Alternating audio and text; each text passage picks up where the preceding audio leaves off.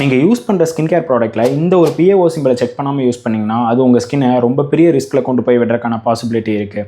இதை பற்றி தெரிஞ்சவங்களுக்கு ஓகே, தெரியாதவங்களுக்கு சொல்கிறேன், தெரிஞ்சுக்கோங்க. இந்த PAO சிம்பிள்ன்றது என்னன்னா ப்ராடக்ட் ஆஃப்டர் ஓப்பனிங் சிம்பிள்னு சொல்லுவாங்க. இதை உங்கள் ஸ்கின் கேர் ப்ராடக்ட்டில் ஏதாச்சும் ஒரு கார்னரில் இந்த மாதிரி சின்னதாக ஒரு பாக்ஸ் ஓப்பன் பண்ணுற மாதிரி சிம்பிள் போட்டு அதில் ஒரு நம்பர் அண்ட் எம்னு மென்ஷன் பண்ணியிருப்பாங்க. அது என்ன மீன் பண்ணுதுன்னா எத்தனை மாதம்ன்றதை மீன் பண்ணுது. லெட்ஸ் கன்சிடர் இந்த ஒரு ப்ராடக்ட் 2025 டிசம்பரில் மேனுஃபேக்சர் பண்ணியிருக்காங்க. இதோட எக்ஸ்பைரி டேட் 2 இயர்ஸ்னு கொடுத்துருக்காங்க. ஸோ நம்ம ஜென்ரலாக என்ன நினைப்போம்னா 2027 டிசம்பர் வரைக்கும் இதோட வேலிடிட்டி இருக்குன்னு நினைப்போம். பட் ஆனால் அது அப்படி இல்லை. ஏன்னா இதில் இந்த பாக்ஸ் சிம்பிள் போட்டு 6Mனு கொடுத்துருக்குது. என்னன்னா இந்த பாக்ஸை நம்ம ஓப்பன் பண்ணி 6 மந்த்ஸில் இது எக்ஸ்பயர்ட் ஆயிரும்னு போட்டிருக்கு. ஸோ இதை நான் சொன்ன மாதிரி 25 டிசம்பரில் மேனுஃபேக்சர் பண்ணியிருக்காங்க. நீங்கள் இதை ஜனவரியில் வாங்கியிருக்கீங்கன்னா ஜூன் மாதத்தில் இது எக்ஸ்பயர்ட் ஆயிரும். அதுக்கப்புறம் இதை யூஸ் பண்ணக்கூடாது. அதுக்கப்புறம் நீங்கள் இதை யூஸ் பண்ணி உங்கள் ஸ்கின்னுக்கு ஏதாவது ப்ராப்ளம் ஆனிச்சுன்னா இதை மேனுஃபேக்சர் பண்ணுற கம்பெனி பொறுப்பாகாது. சிம்பிளாக அவங்க இந்த ஒரு சிம்பிளை நாங்கள் மென்ஷன் பண்ணியிருக்கோம், கஸ்டமர் தான் பார்க்கலன்னு சொல்லிட்டு போயிடுவாங்க.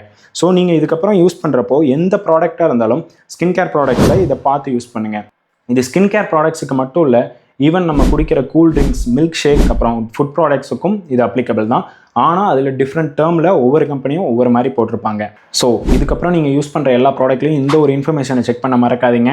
அப்புறம் இந்த மாதிரி குட் இன்ஃபர்மேட்டிவ் வீடியோஸ்க்கு நம்ம பேஜை ஒரு ஃபாலோ பண்ணிக்கோங்க.